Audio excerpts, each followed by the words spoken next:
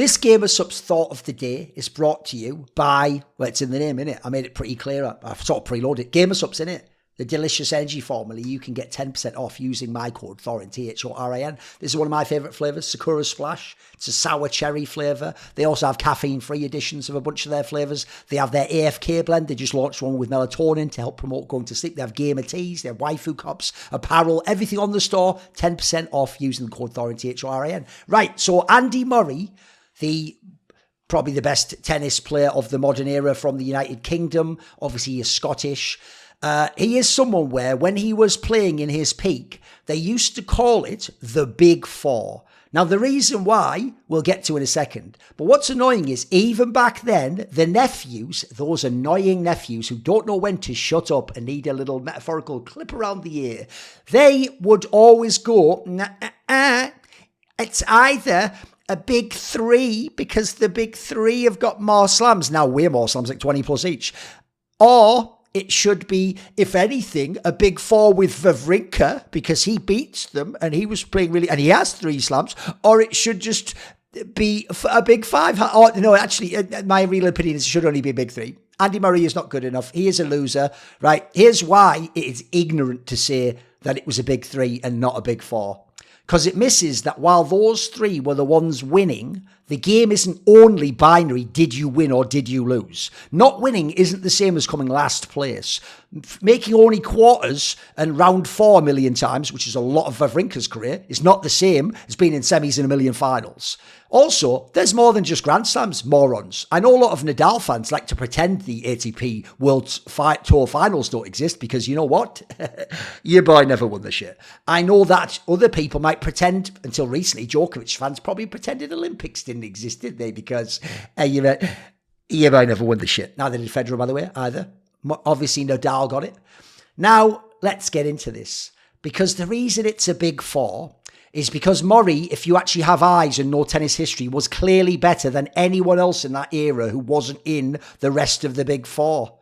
And collectively, if you just count those 4, it becomes a very meaningful stat that they ultra-dominated. There was like a time period when the big 4 won something like 27 out of 28 slams. They were absurd. And also, Wawrinka wasn't in a million finals. So let's get into some of the stats. And when I break them down, you will realise Andy Murray is probably better than you realise. And he's definitely part of a big 4 in that era. So Andy Murray has won 14 ATP 1000 tournaments. Like the best tournaments in the world would in theory be this. Grand Slams first. Then I would say, for historical reasons, the Olympics. But the Olympics has a lot of best of 3. World Tour Finals next. Olympics around there, just below maybe. Davis Cup's kind of a side thing. It's more for honour, etc. And then below that is ATP 1000. And those are still very competitive tournaments and be won by some excellent players. Then you have ATP 500, which people don't play. And then who cares after that if you're a top player? You're not counting ATP 250s, you're talking greats. He has 14 of those motherfuckers.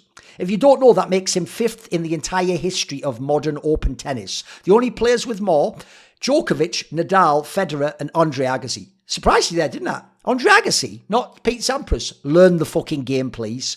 Also, Murray has 2 of them things at the Olympics. 2 Olympic gold medals. If you don't know, he's the only player, male or female, to have 2 gold medals in singles, as far as I am aware. If this guy wasn't even part of the big 4, what were the others doing during those Olympics? Did I miss something? I thought I saw him actually clap fucking Federer when Federer was still really good. Right after Federer had won Wimbledon over him. I thought I saw him take care of fucking Joko when he needed to, right? All the butt hurt subs. Olympics.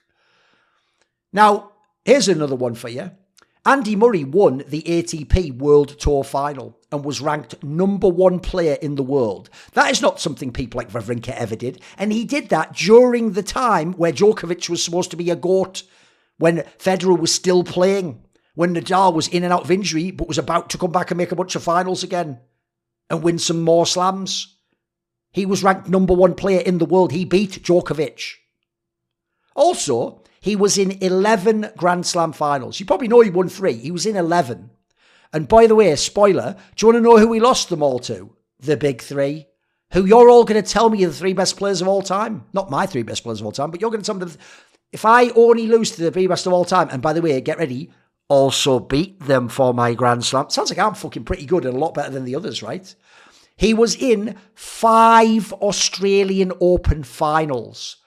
If Djokovic broke his leg one year or just didn't exist, this guy would have won at least 2 or 3 Australian Opens. He was fantastic, somehow in the heat there, somehow on that particular type of hard court. He was unbelievable there. He's murked a lot of really great play. He's murked Federer and Nadal in the sort of semis and the quarters before. He's done some real work. By the way, he even fucked around and got into some of those like clay court finals, like the fucking French Open. They had no business. His game was never particularly clear. Go look if Sampras made any clay court finals of fucking Grand Slams, homie. Go check that one for me. He won Wimbledon, the best slam, no matter what the other fanboys tell you, the best slam of all time, the most prestigious slam, twice. He won it twice. And one time he beat a very fucking good player. Don't you call him the GOAT? I don't. You call Djokovic the GOAT. He beat him in the Grand Slam of Wimbledon to win it. He was in... Are you ready? This is another stat that puts him aside from everyone except the greats. He was in 21 Grand Slam semi-finals. That is the 9th best in the history of modern open tennis.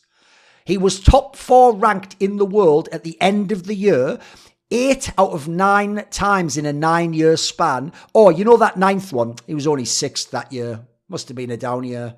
Oh, and by the way, Wawrinka was 4th. That was his highest ever one, and he did that 3 times ever. As I said, he only lost to the big 3 in the Grand Slam finals. At a minimum, without even going into it, I'll probably do a whole video. I could snap tell you this is a top 20 player to ever play tennis. Maybe even better if we're not counting slams. Maybe that body of work could tell you, if you're going to tell me the other 3 are the top 3 of all time, this guy's top 10. There's people with more slams. They didn't play against him. They didn't play in his era. And in this era, everything's maximised and optimised for the players. He can play all surfaces. Even made a French Open final. He can win everything in theory except the French Open. And the Australian Open, because spoiler, the Australian Open was always Djokovic's fucking home court. Without the noble families of the Italian city-states, you may never have heard of or been able to appreciate the art of some of the greatest Renaissance artists of all time. And similarly, my content on this channel, which I consider art, is kindly supported by Ibradiation and the rest of my Patreon supporters. Do you want to choose one of the topics that I might focus on next in a video? Maybe you want to ask me a question that I'll answer in a video AMA. Do you want teasers? Find out who the upcoming guests are for Thor Inquiry. Maybe you want to take part in one of those private, never to be released, recorded for your benefit discussions with me one-on-one where you can talk about almost any topic, assuming it's appropriate. Well, if any of those perks or others tickle your fancy, heed this call to action and join Thorin's side today at the Patreon link in the description box below.